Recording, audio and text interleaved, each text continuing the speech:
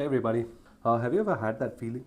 The awkwardness, the stress. Your brain is physically pushing you to update the invoice. Is this okay? Will the client ever contact me again? The world is going to crumble.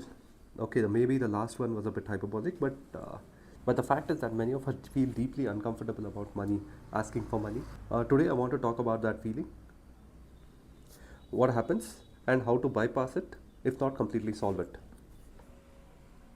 Many people might just say you're shy, you need to be more confident, you need to be more assertive. But if it was that easy to flip a switch of confidence, then the whole of self-help industry would collapse. The reason is much deeper. Let's talk about the psychology of this. From my studies, the core problem comes down to a personality trait called agreeableness. If you find yourself saying yes to a lot of things and you feel an internal disturbance in yourself, then you're probably an agreeable person. I belong to this category myself. It's likely an evolutionary trait. Probably it is evolved for childcare. You can't be saying no to a child. The opposite is a disagreeable person. You hear them say no often, very often, and easily. The agreeable people are fantastic team players. They are highly empathetic and hate letting people down. In a typical work environment, this is a superpower. They're seen as compassionate, sensitive, and cooperative. The disagreeable people can be seen as assertive, direct, or forthright. But if you flip it, the agreeable person can be seen as overly compliant, gullible, or overly submissive, while the disagreeable person can be seen as argumentative, selfish, confrontational. So the point is that these traits, the personality traits themselves, are neither good or bad. They're just something that's assigned to us. It's about how it manifests into reality. If you're an overly submissive and compliant person, in that case, your personality trait is manifesting in a negative direction.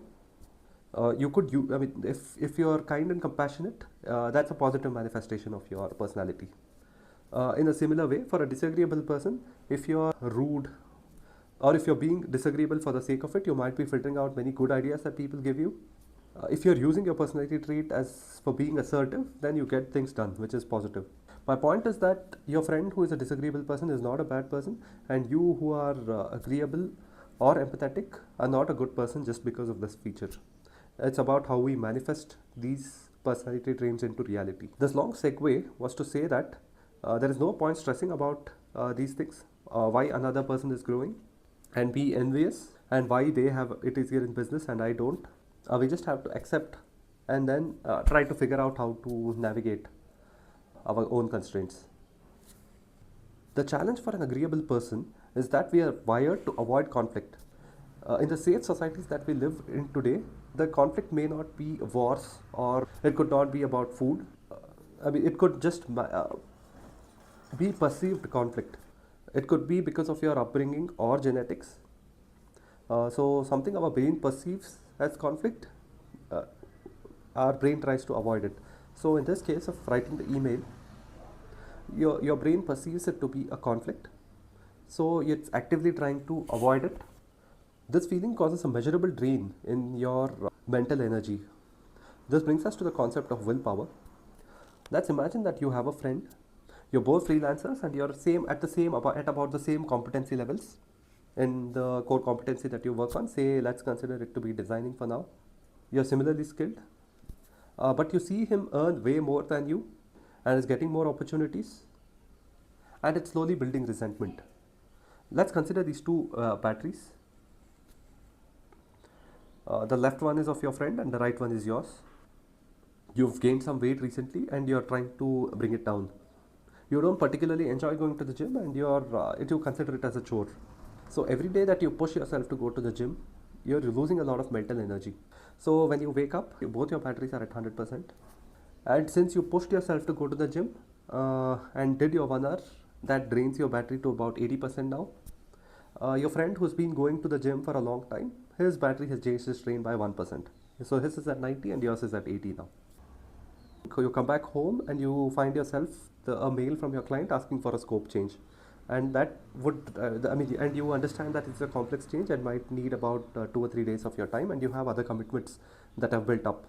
You start thinking, should I not send them the mail asking for a scope change? And there's an internal battle in your brain that's going on. You won the battle in your brain, and you did send the email to ask for a You won the battle in your brain, and you did end up sending the mail asking for updating the invoice.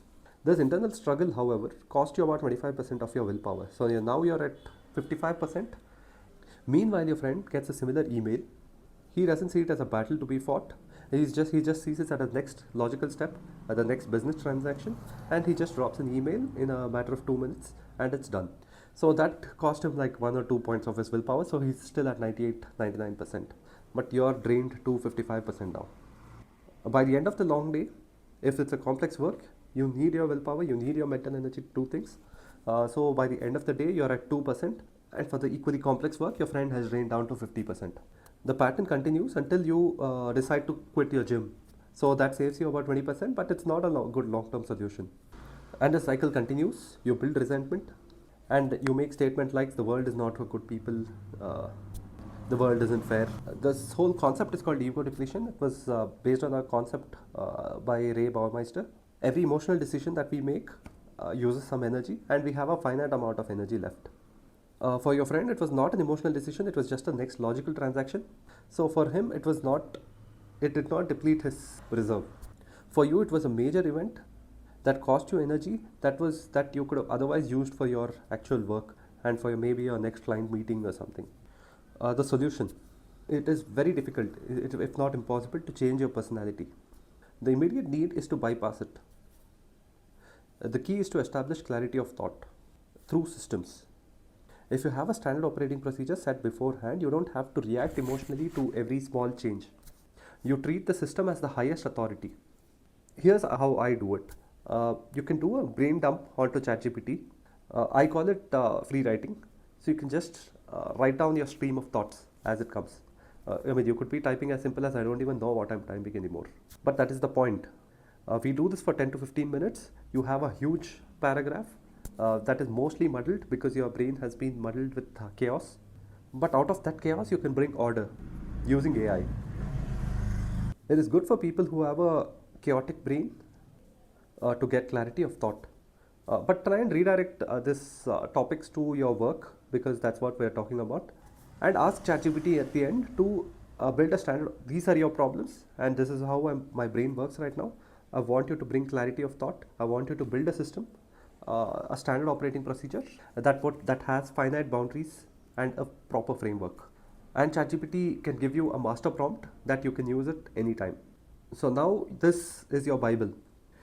Say a scope change comes up, you already have this master prompt. You give the master prompt, you give the data about the scope change, and based on the predefined boundaries that are set, you can ask ChatGPT to write the email for you for extending the timelines or asking for an updated invoice. So you can outsource your disagreeableness to the AI. So your internal struggle that you had is not needed anymore. You outsource it to the AI. Now all the willpower you need is to just click the button to send the email. So that may drain about 6%, but it's a massive difference. It has come down from 30% of your internal struggle to 6% of just sending the email. So the action part is still on you. So this is how we can use AI as a partner, as a second brain to bypass our own brain that works against us. Use your empathetic side to listen to the clients and go the extra mile as a conscious choice. We are in a new world, and we have the ability to build systems fast, and we can really trust them. You can consider this channel as an open diary. I'm exploring my pain points, and I know that many independent workers face the same problems. I'm building a system to solve these things in public. Until the channel gains traction, I'm going to talk about these known issues and some case studies. If you connect with this, please let me know in the comments. We are in the discovery phase together. The goal here is not personality change. That's a different journey that often requires therapy. We are discussing about practical steps for immediate transformation in outcomes. Please DM me on my Instagram or drop comments to talk. I'm very interested in talking about your struggles and real problems at this point. We can set aside a time to sit and understand your pain points and see how we can design systems around them to solve them. In the next video, I want to discuss systems as a general topic. While it might seem like a broad topic, it's a foundational concept that will help us reach our end goal. So stay tuned. Thank you.